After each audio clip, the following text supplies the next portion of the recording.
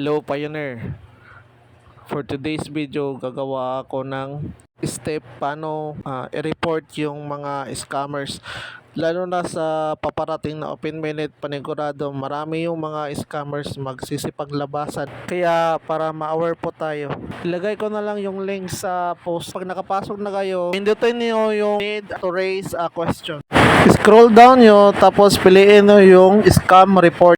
Pag napindot nyo yung scam report, merong mga blank sa ibaba, fill up nyo lang. At kailangan din pala na meron kayong proof na meron kayong palitan ng message ng scammer. Ito yung mga message niya sa akin, ito yun. Tapos yung mga proof pinakita niya sa akin. Syempre di tayo maniniwala kasi nasa enclosed minute pa tayo. Bawal yung ipagpalit mo yung Pi coins mo to fiat money. Kailangan din pala kunin mo yung information ng scammer, yung full name niya, tapos valid ID kung match ba yung pangalan niya, kasi pwede naman kumuha siya sa ibang Pioneer, di ba? So yun, yung invitation code, kailangan din yan na makuha natin yung invitation code niya. Basta yung mga documents or mga nagpapatunay na siya talaga yung kachat mo. Lagay natin yung invitation code natin. Yan. Hindi ko na pinakita. Then, sa ibaba yung invitation code niya. Double check natin. Baka magkamali tayo. Kawawa naman yung Pioneer na malagay natin na mali yung invitation code. Yan. So, okay na. Tapos, balik. Diyan, ilagay natin yung invitation code niya. Tapos, doon sa ibaba sa invitation, pili ka doon kung ano yung violation. Then, kayo na bahala dito sa text kung ano yung mga sinasabi niya. Tapos, dito sa ibaba, yung link. So, Facebook page ang ginamit ng scammer. Kunin natin yung link niya para matrace agad ng PCT. Yan, pindutin yung 3 dot sa gilid.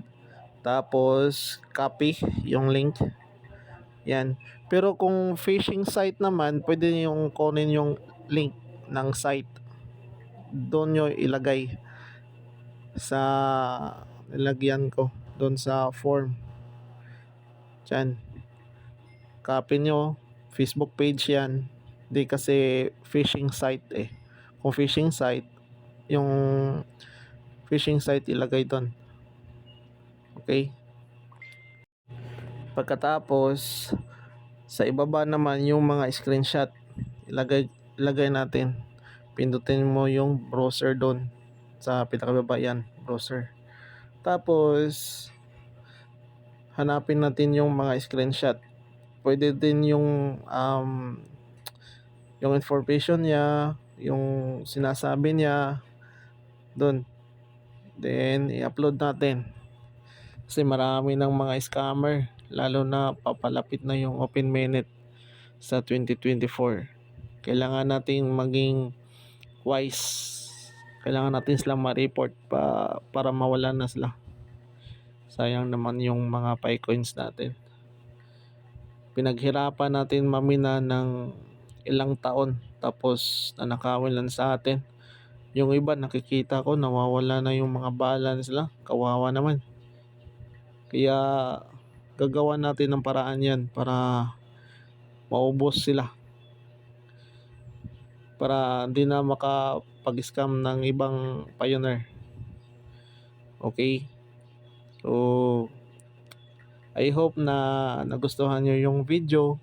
Kung meron kayong mga katanungan, pwede kayong mag-message lang, mag-PM sa akin or mag-comment para naman masagot ko yung mga katanungan nyo. Kung meron kayong mga hindi naintindihan or meron kayong gustong malaman, pasikot-sikot about sa Pi, then kung meron kayong mga hindi na um, hindi na migrate yung Picoins nyo, gagawa natin ng video yan sa next upload natin.